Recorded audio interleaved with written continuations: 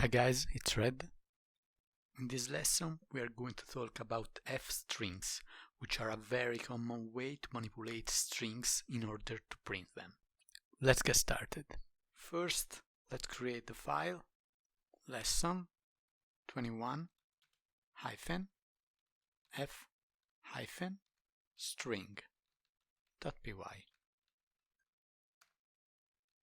Let's create a variable s equal quotation mark Python, quotation mark, new line, print, parenthesis, and now f quotation mark, curly brackets, s, and run.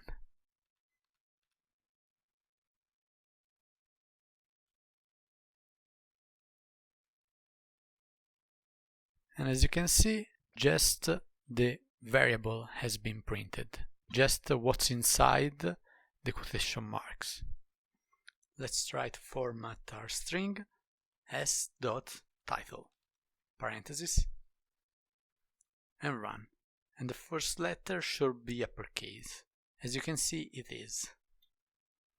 Now, let's try to create two other variables, and 1 equals 1, and 2 equals 2, print, parenthesis, f, quotation mark, curly brackets, and 1, close the bracket, plus, curly brackets, and 2, equals, curly brackets, and 1 plus and 2, and run.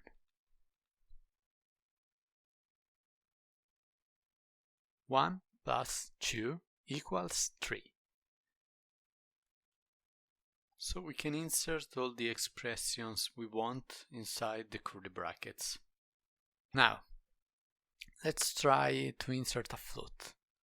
Pi equals 3.1415925, and let's print it.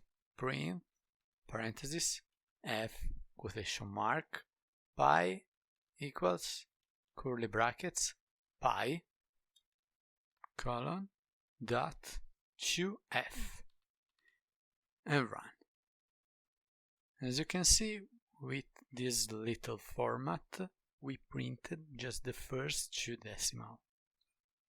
Now, let's try to print using the double quotation mark, print, parenthesis, f, double quotation mark, and 1 equals, curly brackets, and 1, colon, 010d, and run. In this case, we formatted our variable so that n leading zeros ensure a total width of 10 characters.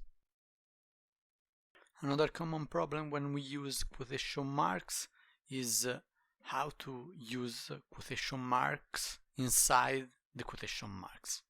Let's explore one solution.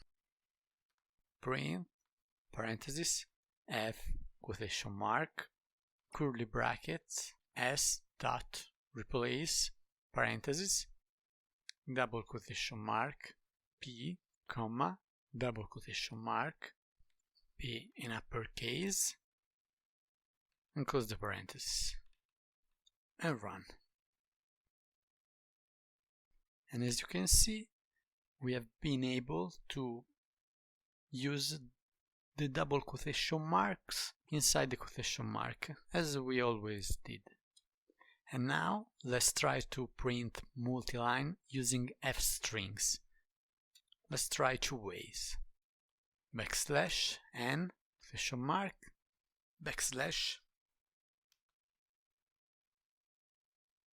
f, quotation mark, it, backslash, quotation mark, s, curly brackets, s, and run. As you can see, as we did with the normal string, we printed a quotation mark inside quotation marks using backslash. And we use the backslash also to make our code more compact, which is very important, especially when you deal with very long strings. Now let's try another way to print multi-line using f-strings. Print parentheses f 6 quotation marks.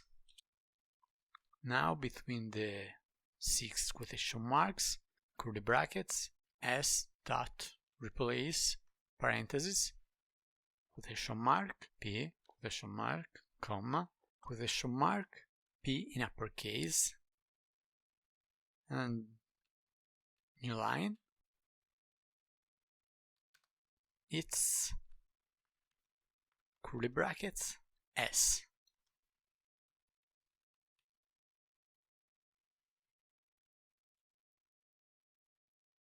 So using f-strings might be a bit uncomfortable when you start to use it, but it's used really a lot.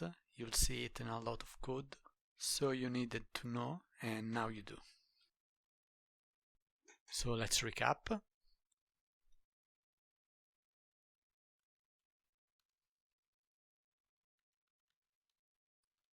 Lesson 21 hyphen f hyphen string. We learn about f-string. We learn about the title function. We learned about the replace function. And we learned two nice ways to format our variables. .2f and 010d. For this lesson it's enough. Thanks for watching and see you in the next lesson.